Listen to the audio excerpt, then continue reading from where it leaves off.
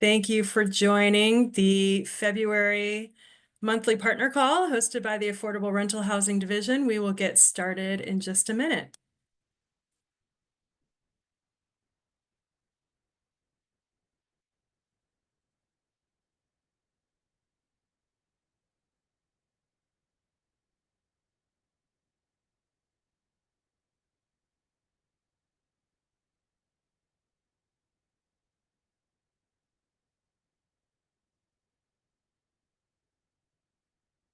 Okay, well, again, welcome everyone. My name is Kim Travis. I'm the engagement coordinator for the Affordable Rental Housing Division. We're happy to see all of you here today for our monthly partner call. Before we jump into the agenda today, going to just start with our process agreements as a reminder. So we use these agreements with our team and ask that you practice these agreements with us as well. So really our goal is to foster an inclusive environment. Oh, something happened to my screen. My computer is not happy today. Let me try that again. Okay. Okay, to help foster an inclusive environment, stay engaged, speak your truth responsibly, listen to understand, be willing to do things differently and experience discomfort, and expect and accept non-closure. Thank you for practicing those process agreements with us today. Um, and with that, I will turn it over to Natasha for our agenda today. Hello, nice to see you all again. This is Natasha Detweiler-Davy, she, her, Director of Affordable Rental Housing here. And we find ourselves in February, so hello, February of 2025 already. I think we're gonna just kick off with to chat a little bit about legislative session and updates there. So we have Tanisha to cover that. And then I will kind of briefly talk through what we'll be sharing on Friday at Housing Stability Council. And then Rick is here to talk a little bit about the rural program and impending launch. So I think first I'll hand it to Tanisha. Hi, all. Tanisha Rosas, she, her pronouns. I do government relations for Oregon Housing and Community Services, specifically relating to affordable rental housing development and local governments. So legislative session just kicked off right now for the most part. The House Housing and Senate Housing Committees have been having informational hearings, either by agencies or hearing about reports or studies that they commissioned previously, and just getting a lay of the land of where does housing, where are the needs, what does it look like right now in Oregon. Today we started hearing bills for the first time, have their public hearings. And so if you are legislatively adjacent or just watching, there are a lot of bills that have been filed. As of right now, we have over 2,000, and I've heard that about 4,000 have been drafted, if not more. So we have about half what could be out there, but unlikely that everything gets filed. There are a lot of bills relating to housing, relating to OHS as a whole.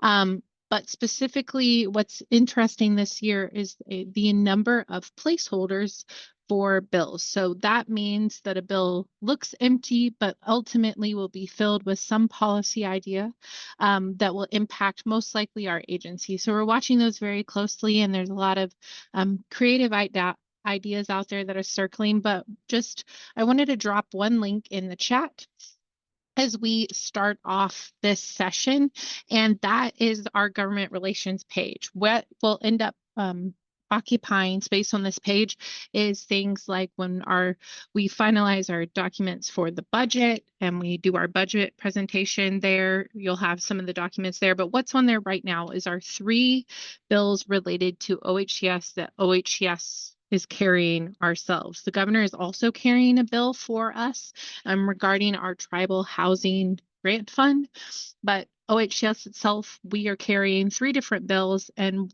the House Bill 3036 is the one that is most relevant to ARH, and it's about the Oregon Affordable Housing Tax Credit. This bill would expand what that credit is able to be used for. And so instead of just using the proceeds from this bill to buy down rent cost, you can use those savings to spend on resident services as well. So that is the bill we are carrying forward throughout the legislative session. But this session, housing is a priority of the governor, and so there's a lot of things out there circling about. So it'll be very interesting. And as we move further into session, you'll get more updates of things that are moving that affect the agency, just so you're aware that we're aware and how we talk about it. But as of right now, there's a lot of things out there, and we're trying to figure out what the legislature is going to make a priority this year. So I'll hand it back to Natasha, unless anyone has any questions about legislative session. Any questions? Okay. And I see Stephanie's hand. Hey, I was trying to find the button. Are you guys going to do or publish like a tracker of the priority, a prioritized tracker that you're following besides these three? I'm just curious. Since we are a state agency, we have to remain neutral. And so we, at the beginning, will just monitor their bills, and we always just monitor, and we don't have opinions on the bill. In the past, we have kind of talked about bills later in the process when we know they're moving, but we haven't decided this year because there's so many different placeholders. That would be a very long list. And so we're trying to figure out how to move forward with the amount of unknowns that are ahead of us right now. But we will publish some things, just haven't decided quite yet what those are.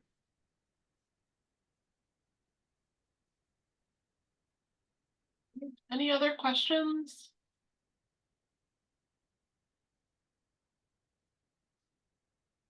Okay, yes, we are excited, a little overwhelmed, and very excited for legislative session and investments. Know that we have a tremendous pipeline that would be eager to be funded and invested in our portfolio. Okay, so next on my list is the Housing Stability Council agenda. We have 4% transactions for the conduits that we will be bringing back for Barber, Orchard Park, and Peaceful Villa. We are then finalizing bringing our final recommendation on the conduit charges. Thanks to everyone who and apparently Kelso's name is misspelled on the agenda. Apologies. I just saw that. Conduit charges, we had previously introduced them and gotten a lot of great comments on them. So are moving forward with updates to those that kind of shift a little bit of the charges and remove the cap. I think we also included some deeper explanation and definitions within that as we are finalizing it. So we're bringing that for a recommendation for vote. I will then also be coming back just to talk around our finalizing the QAP last month. Housing Stability Council approved our framework for adoption for the qualified allocation plan. We are working rapidly to wrap up that red line document. We will be publishing the red line from what we have introduced to what is finalized. So that information is there, including all of the comments received and responses to them. So we are navigating, finalizing that in the next couple of weeks so that we can open that for tax credits later this month in February. And so as we get those finalized, we expect and look for a technical advisory to go out that has the details on the timing, including scheduled webinars to be able to get kind of a tutorial or overview of any updates regarding the implementation or application process. And that will include then bring both 4% tax credits and 9% tax credits into the ORCA offering.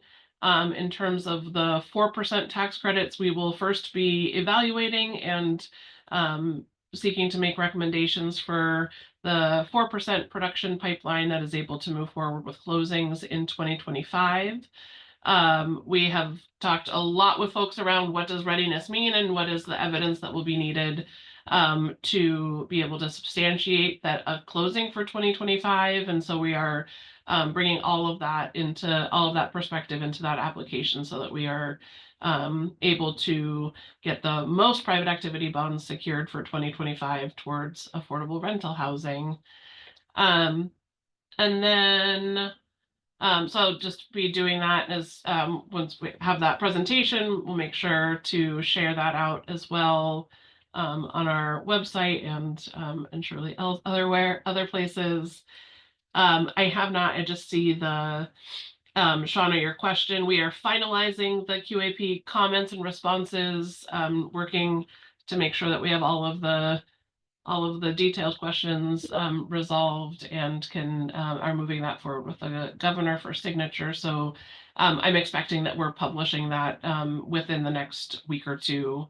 And we'll again have an information session around all of that. And then I think the other agenda item is the moderate income revolving loan program briefing.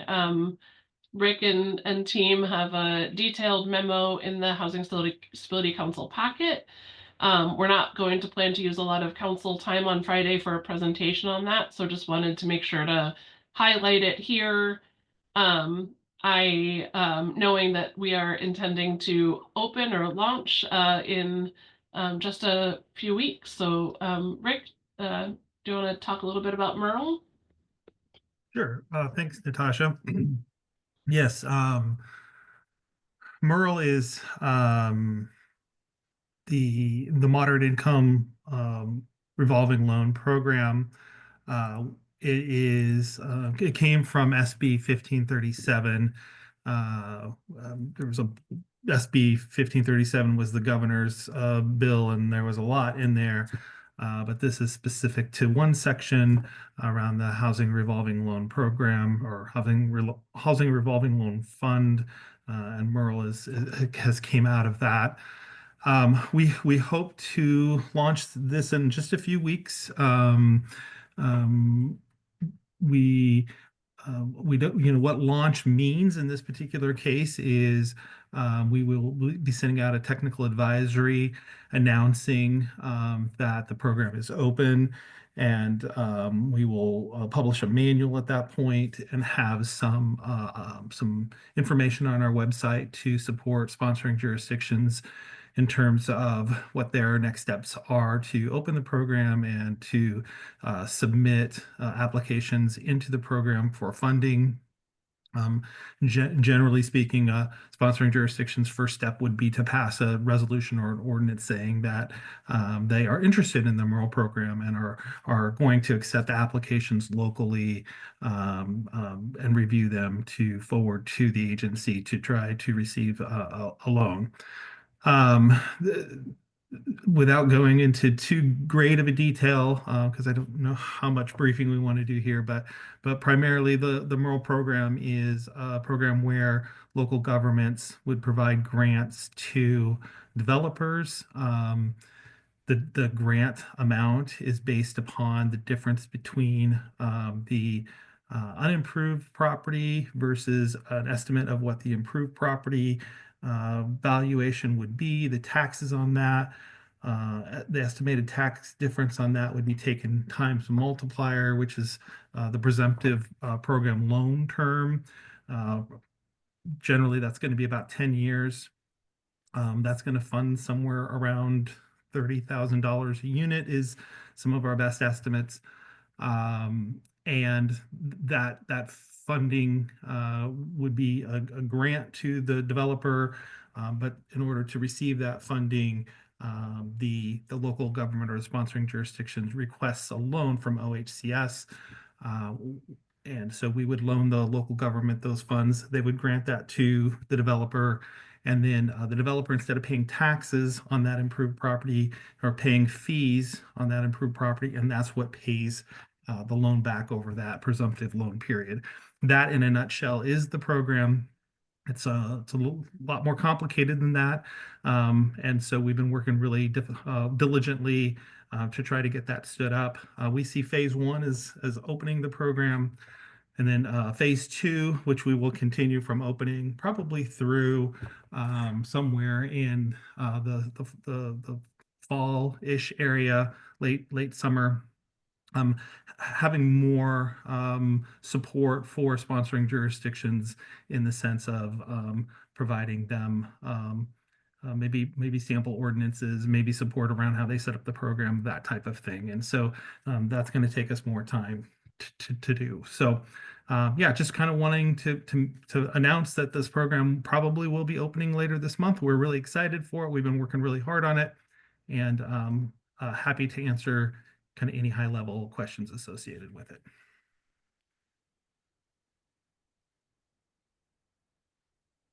Any questions?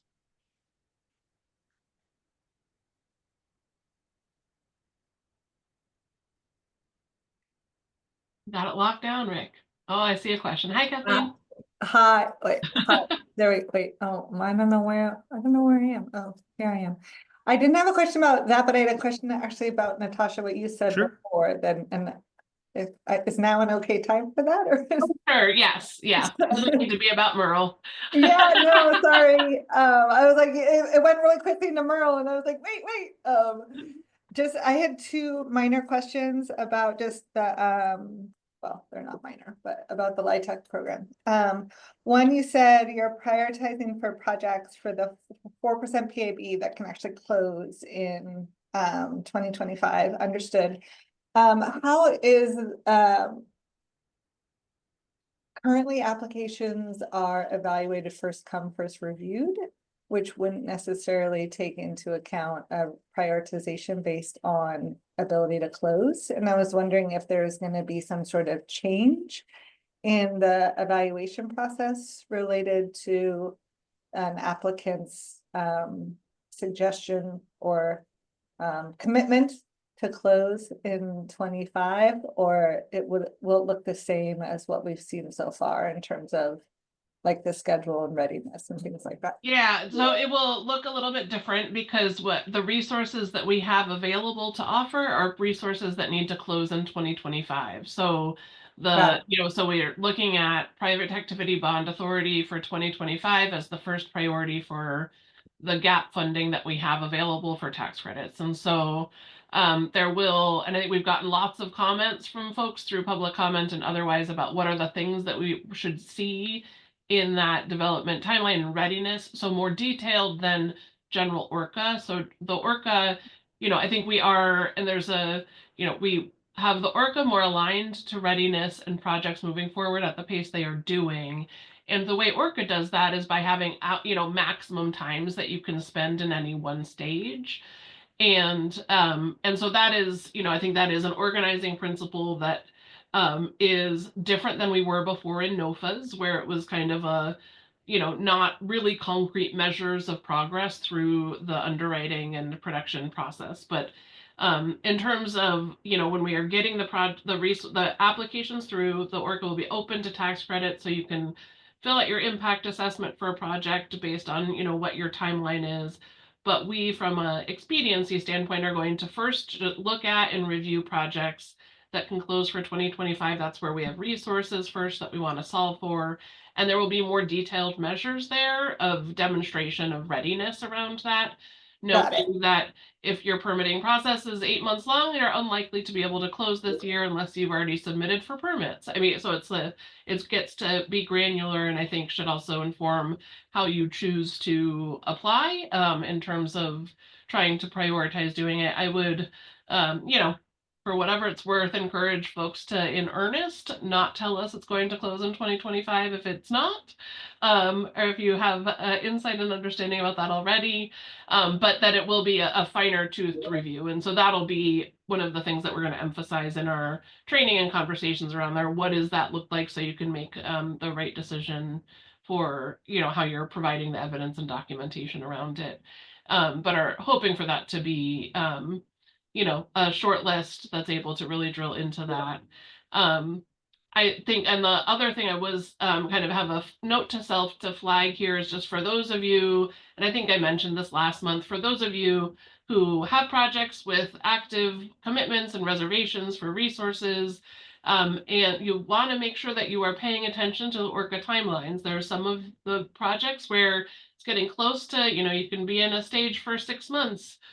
That doesn't mean you can wait till the last day to submit your documentation. You want to be moving. And so it's move it where we will need to pull that. There are lots of projects that are, we'd be really excited to fund on our wait list. I also see Robin's comment in the chat around, you know, with all of the projects on the wait list, how are we going to be able to get make sure that we get funded and have a reasonable chance of that. And I think, you know, having a managed pipeline effectively through a wait list is a new experience. I think it is pretty daunting at the moment to see the scale of resources needed to support what is an incredible pipeline of incredible projects that we would be all really excited to fund. And to be clear, if you're on that wait list, it means we would be excited to fund you when we have those opportunities. I think one of the things we haven't seen yet is what happens is when we actually offer tax credits. There will be some pressure that could be relieved by projects choosing a tax credit. We are, you know, surprisingly in some places, to some degree, out of the place where the main pressure is just on private activity bonds. We've seemingly have gotten through the glut of projects that were financed by Metro or otherwise that were wanting and needing to use 4% tax credits. So we have 4% tax credits, and our constraint is back to the gap financing side. And so that is kind of the lay of the landscape. And I think looking at the places where your subsidy, your, you know, grants or loan needs are lesser than tax credit, the more projects we can do into the 4% space. I think I see that there's greater opportunity there in 4%, but the gap financing becomes again the driving question. And so the places and ways where we can lessen the reliance on that, I think also acknowledging that the federal landscape is challenging and I think has a wealth of uncertainty to it that also seems to be a bit of a disincentive to folks to look for tax credits, which is not to say we won't be vastly oversubscribed for them, but I think is, you know, also just part of the very interesting moment where we are on the development side as we look at resources, but there's also, you know, 9%. And so I think as we have all of our resources activated through ORCA, we'll see how those wait lists really live and maneuver. We want to make sure that we, you know, make sure that those projects on wait lists are still real and viable and wanting resources, as there's so much planning and orientation around that to try to find ways to get, you know, all of the incredible projects that are also ready right now to go, the resources needed to sustain them. But I think it is absolutely from a legislative perspective, it is, I'm hoping, pretty helpful to be able to show the legislators and public that if we got additional legislative investment, we would be able to really sprint to getting projects built, which is obviously a critical need across the state. Thanks, Natasha, for that. And I had a follow-up question that which you actually just delivered to me on a plate about resources. So since I know that the housing stability gap resource caps were, subsidy caps were approved last month, and they were probably developed, frankly, earlier than that, but the landscape has changed significantly. And the price per credit in this region is not looking very good, which means that the caps that would have worked prior are now not enough to actually continue to fund projects, and I'm seeing this both in the 4% and the 9% round. So I was wondering if OHCS is taking any measures to address that quickly changing economic landscape in terms of tax credit investment pricing dropping? Yeah, that's a great question. I think, in the volatility, and I think one of the things of familiarity is navigating the volatility that happens. And this, I think, a little bit elevated at this point, but I think there's just so much yet to be seen. We are following it, tracking, engaging in it, and making sure that we are having understanding as we do and navigate, and have not proactively changed our subsidy limits. I think we are, again, that's where the constraint is. Really want to see what projects we are able to do. There might be a place where greater economies of scale will let some projects move forward and others not, but that we really need to have kind of a bit of practice around it. I think on the 9% side, we had previously limited our gap subsidy to $500,000 per project. It's now 3 million. I think those are things that, as we think about what scale a project can go in there and make that workable, I think I guess I want to be cautiously optimistic around that, and also know that as, the unexpected shifts happen, so too will be our need to do some version of reaction to them. But that I'm also looking at thinking from a resource subscription status of for 4% tax credits, really looking at 2025 closings, which really lessen the exposure to the volatility. Not that there won't be, and not that there aren't tremendous impacts, but it's not, I think, where we in the previous iteration of all of the global flux of changes and policies had been in a place where we were giving reservations to projects a couple of years in advance of their financial close. And that was very exposed. And so I'm hopeful at least that lessening it, and I think we will also see what comes in, and indicates ability to get built with the resources we have to offer to put to those as much as possible. I'm also, surely we will be see by June of this year what the additional legislative investment is, and I think we'll have a whole lot more information at that point in the year than just a few weeks after or a couple weeks after the inauguration. Absolutely. Thank you so much for that, Natasha. And yes, I did see that the 9% gap resources were significantly increased. So appreciate that. But I heard that the 9% credits per project are decreased. So that doesn't come out above. Is that not the case? Am I running with bad information? And I don't mean to monopolize this. Yeah, I think maybe I need to have, maybe we'll do a programmatic follow-up around the credits. That's fine. That's fine. Remember where that landed. And I think functionally we have, 11-ish million in 9% credits to put out this year. And those, I think I put it in the chat, are 2026 credits, and for carry forward purposes or carryover purposes. And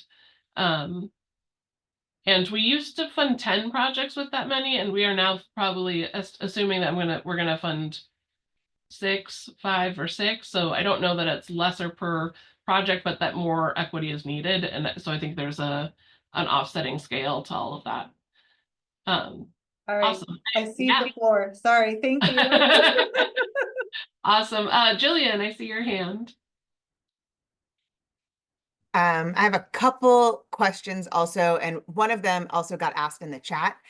And so we were talking about a wait list, 2024 wait list, and I never saw a opportunity to get on a wait list for tax credits and PABs. I did see that there was a pipeline report, and that pipeline report did not include projects that were repeatedly submitted and said we're going to close in 2025. So I'm wondering if the wait list that's being referred to is that pipeline list, or if it's the wait list of projects currently queuing for lift without LIHTC that could use LIHTC. Like, what wait list are we talking about?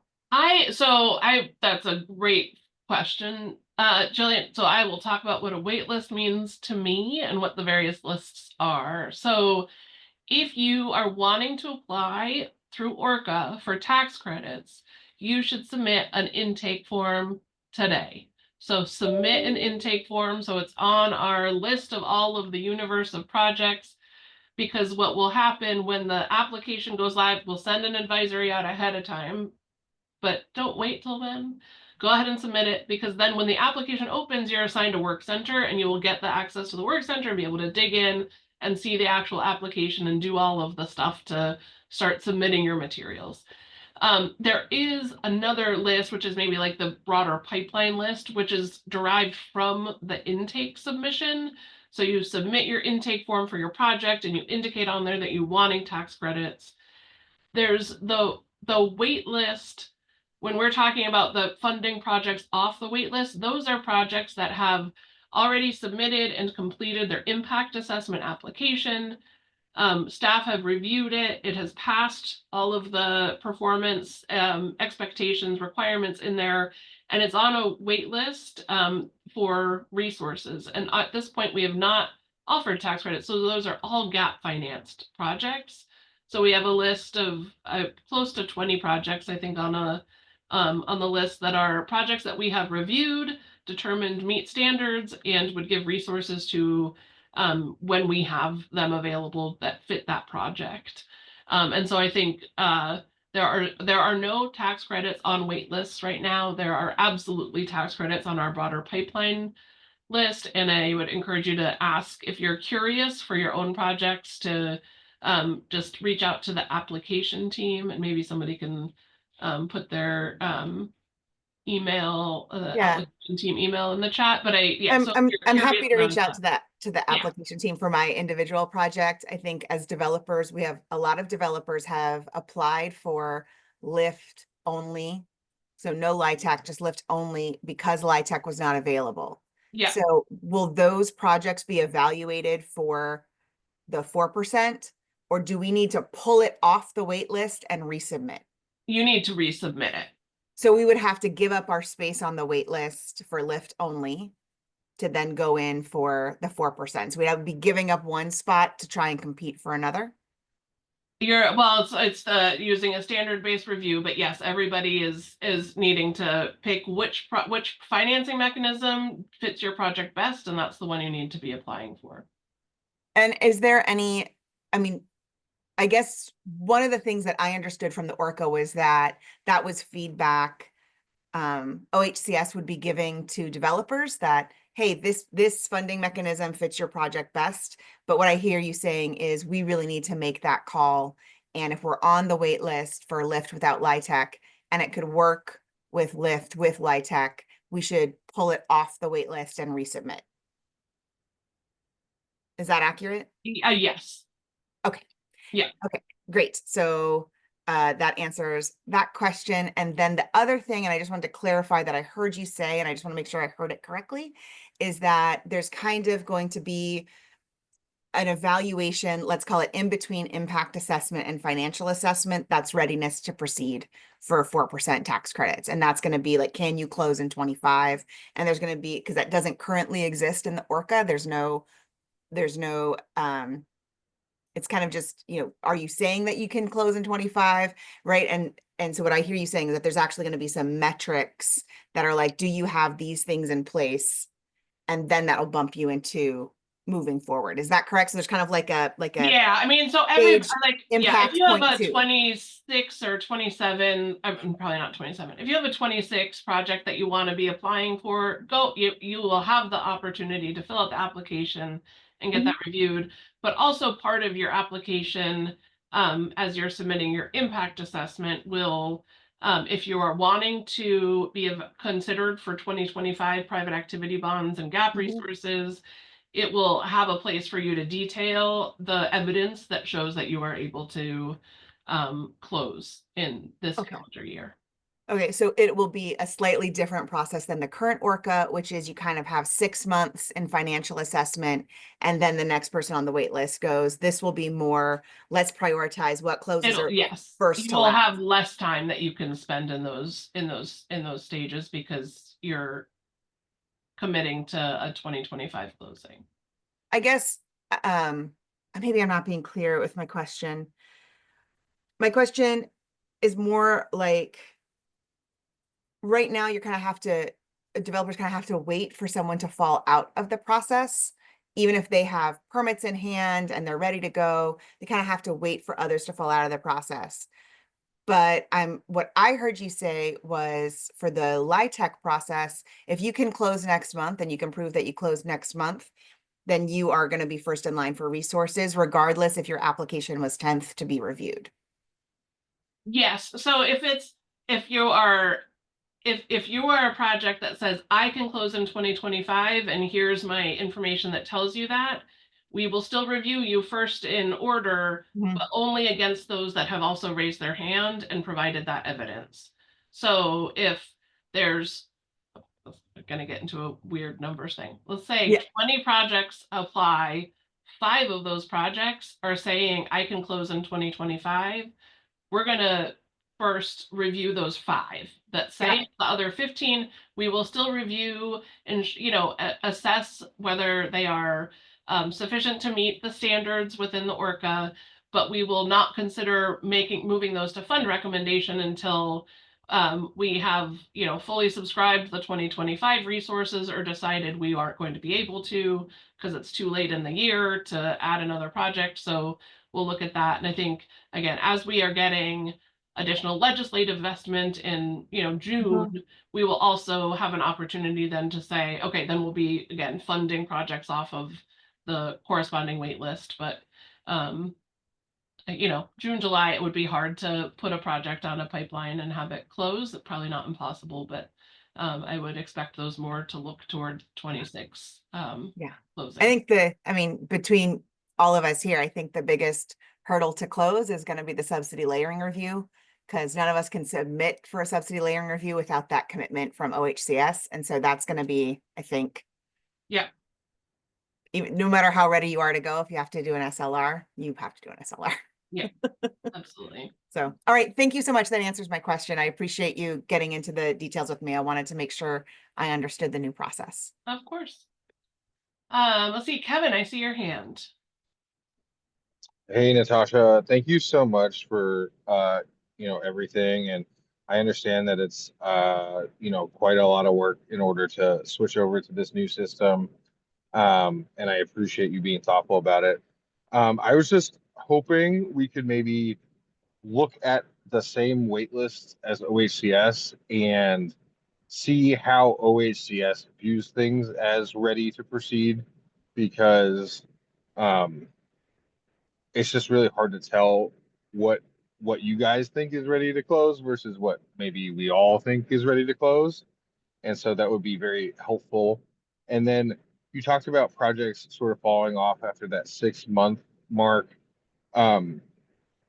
Like, can we still see projects that have fallen off? Because it'll be really interesting to sort of track that data and see why didn't this project move forward. And as we build on and improve this process, like, what can we learn? So I kind of want to see how you guys are thinking it, because there's maybe a translation on the readiness concept that isn't necessarily crossing over. And I think that we can improve that by looking at the same spreadsheet, I guess.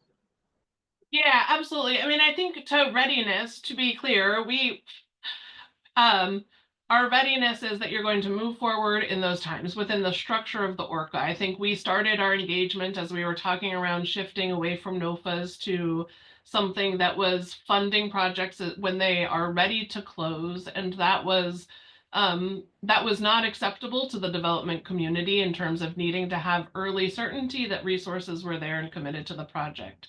So the application process that we have created and developed around that feedback from development partners was to be able to provide early conditional commitments, but put boundaries around performance and moving forward. And so that is going to feel a bit different, as again, what I'm saying is now we are adding the 4% tax credits, though that has time sensitivity to them. Our private activity bonds are allocated on an annual basis, so we need to use that private activity bond authority in that calendar year or the carry forward. So there's a little bit of flex there if we are able to get the carry forward reassigned to OHCS. But so functionally, what we are getting is evidence from folks that are saying that they can close within the timeline that the ORCA allows. I think over time, I think obviously we are seeing that there's, different definitions around that, and some projects that are, for one reason or another, not sprinting through their financial eligibility review. You can sprint through it, or you can go, you can take up to 6 months. This is, doing this final turn and testing. I think also I, feel very certainly the frustration when you have a project on your desk and you know that you could close in 2 months if you had the resources committed to do it. And I think those are the kind of the growth growth chances and opportunities we have to solve, and we'll kind of see how this works in the 4% side to what that looks and feels like when we're trying to be more specific, to see where we are asking for the explicit documentation that says you're permit ready, you're ready to move, you can do this, build the projects. If that it becomes the a metric that is actually able to show some follow through in the production pipeline. But otherwise, I think that this is a period of adjustment in terms of where we see projects and the ability to move forward. But that was a little bit of a sidestep, Kevin. Apologies. But I think generally, yes, we do have our waitlist published. We are working on an updated format for that so that it can be even more explicitly clear, along with the, being explicitly clear on the resources and what their eligibility is for. I think realizing there are resources that we have available, more resources in the for vets general housing account program resources than we have for LIFT general development right now. And so other kinds of places where you can think about where are the best resource fits that, and does it serve the target population or project that you're trying to build. But certainly, I think we are have put dashboards in place. We're continuing to invest in all of that, including transparency, and I think we'll just kind of continue to do that. But definitely appreciate that folks are far more ready to go with ready projects than I think we had heard along our engagement a year ago. And so where we need to be making some shifts in our policies in response to that, I think we'll look to that, not making any of those changes right now, but we are observing and understanding those dynamics as we see them come through. Let's see, Kevin, I see your hand. It was Kevin, then Shelley, and then we'll get to the chat because we do have a number of questions in there. I want to make sure everybody has the information they need. So go ahead, Kevin. This is a kind of question / comment, but what we've been finding for the last couple of years is that credit prices are much higher in the first quarter of the year, and they dwindle down considerably by the end of the year because, newsflash, we don't actually have that big of a CRA bucket in Oregon compared to California, Washington, et cetera. So syndicators are chasing big markets, San Francisco, Seattle, et cetera. And they are, what the feedback I've gotten is they're kind of in and out in Oregon like Q1 and they're done.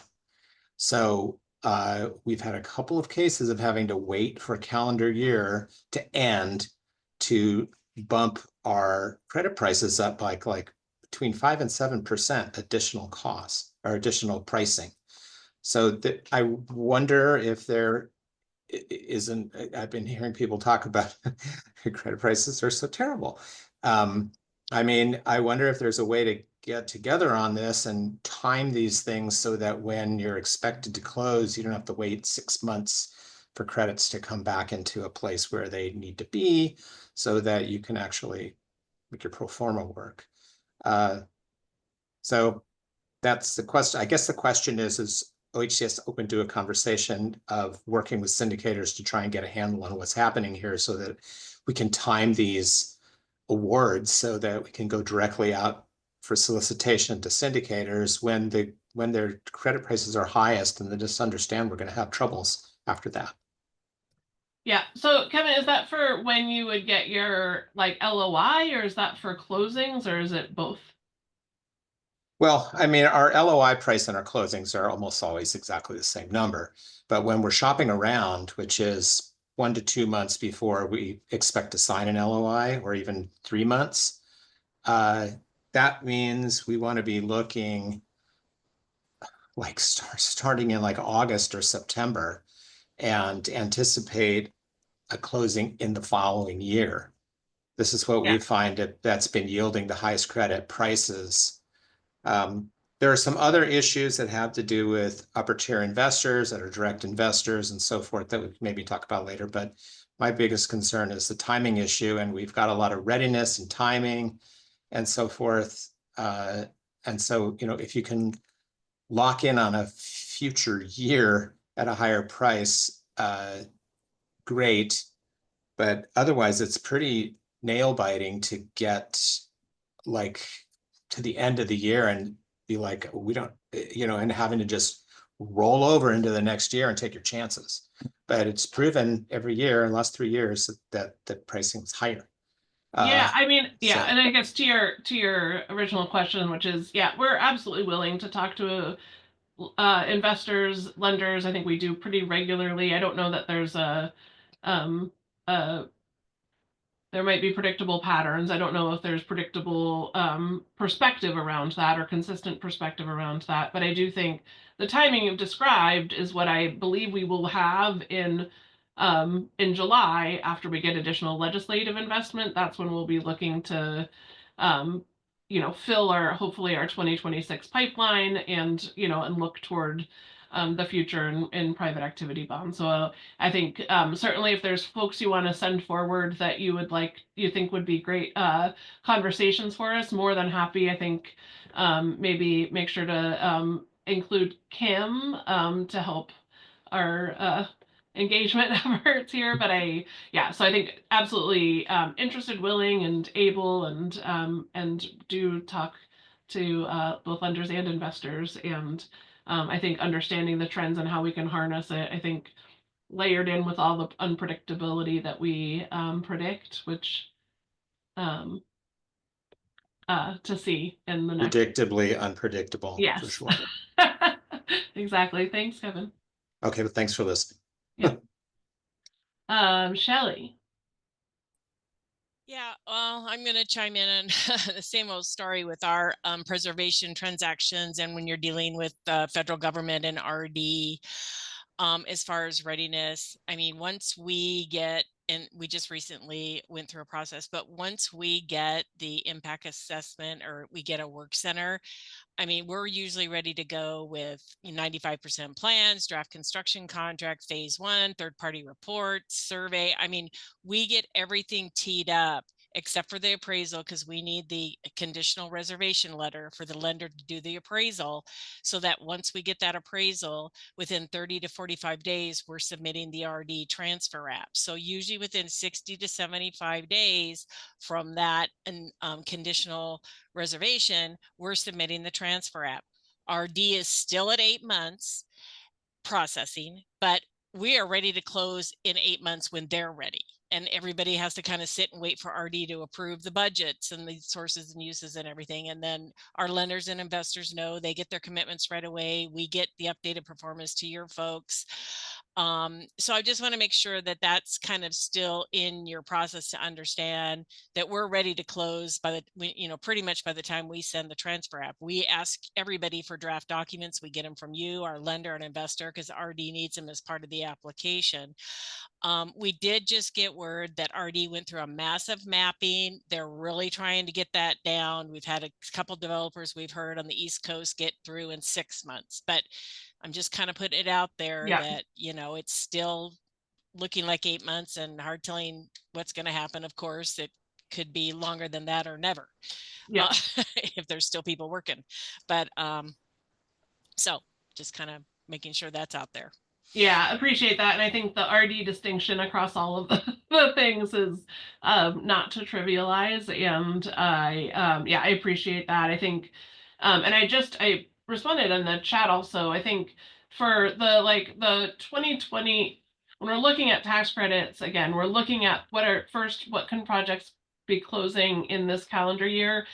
And also, what is our corresponding gap funding source? So knowing that sometimes, I mean, if you look at the and it's real complicated, right? So if we have general lift resources that can be paired with 4%, but that wouldn't be useful for a preservation Right. project.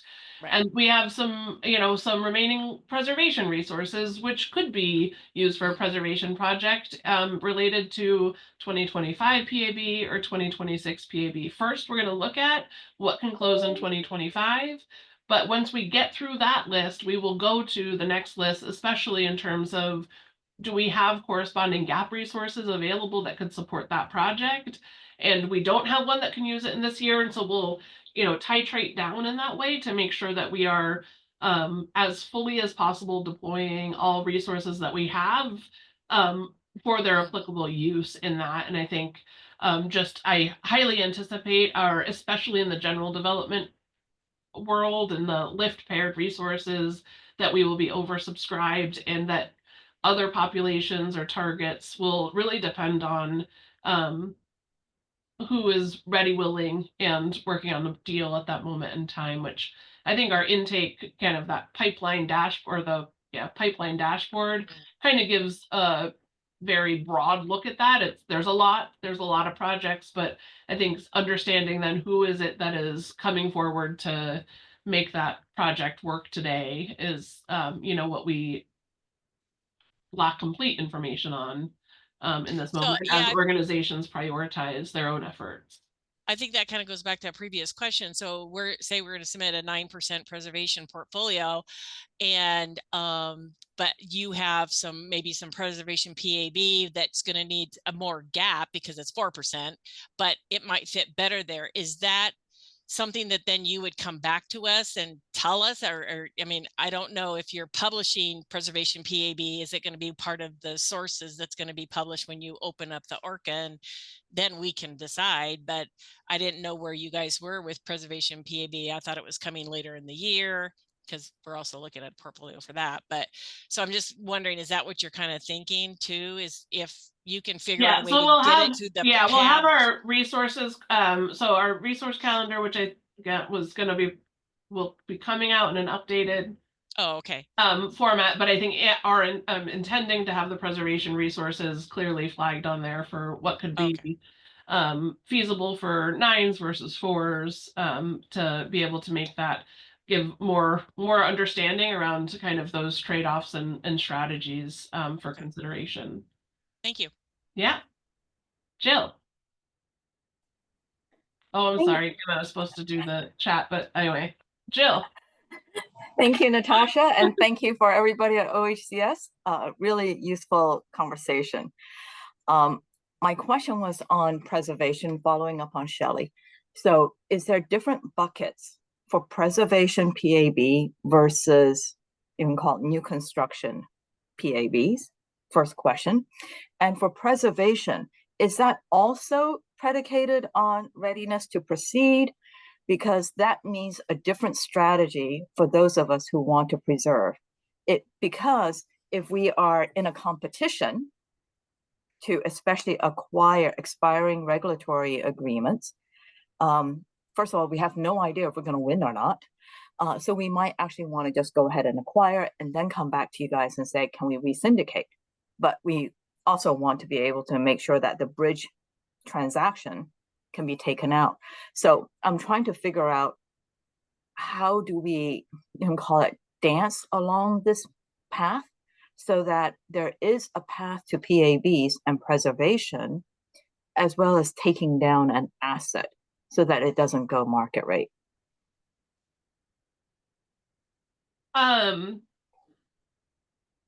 So the PAB, we have not we have not segmented private activity bonds for 2025 according to what amount would go to new construction versus preservation. So I think so we have not done an allocation of those to different uses.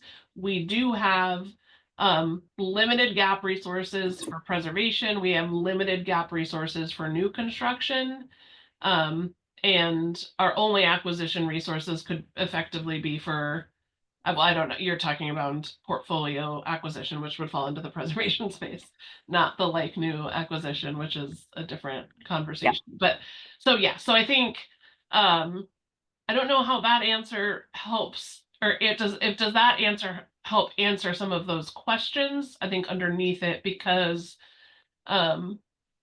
if you are looking at potential project applications and you have either a preservation acquisition or a new, like, I think applying for those, and they will just effectively all be evaluated again. First to come meet the standards, and if it's a preservation project, it will be evaluated against the preservation standards and framework around it.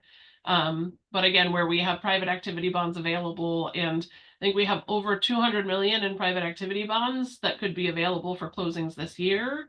And we have limited gap financing, so we will see, and pricing is down. So that feels like a lot of pressure on the gap resources, and we are not prohibiting them for preservation use. I guess I should probably have clarified. In order for any preservation, especially for expiring regulatory agreements, in order to have that assurance that we can actually rehab a project, it sounds like, is readiness to proceed one of those criteria? Because if readiness to proceed is a criteria, then it makes sense for the, you can call it, folks who want to preserve to go ahead and acquire the project, then come back at a later date to get PAVs, right? Because then we can have everything lined up, ready to proceed.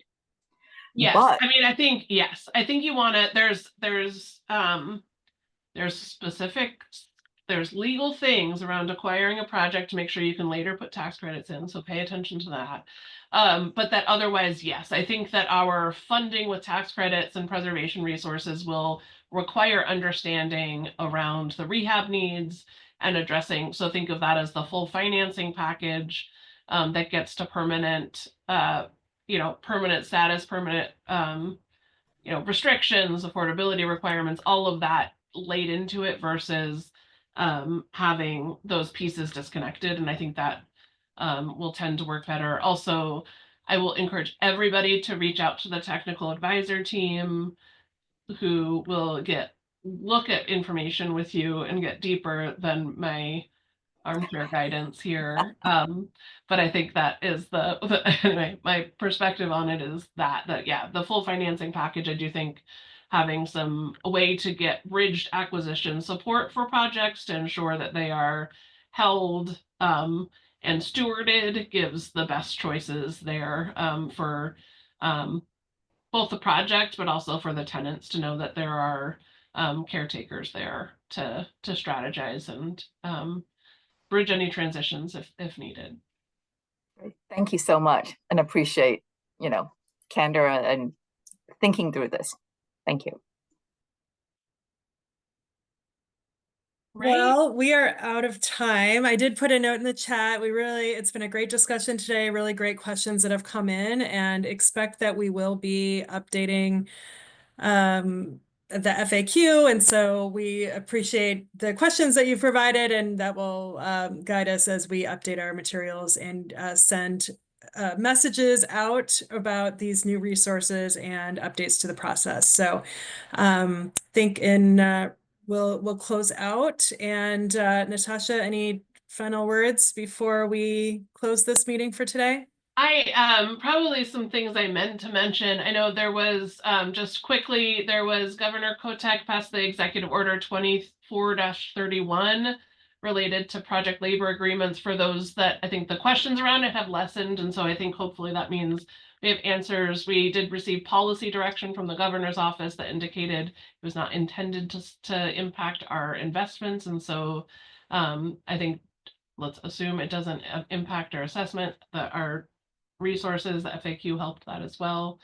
And otherwise, just appreciation for all of the tremendously hard work that you do every day, and appreciation for all the advocacy and great projects that you have ready to go, and excited to have more opportunity to get those financed. So thank you all, and happy February.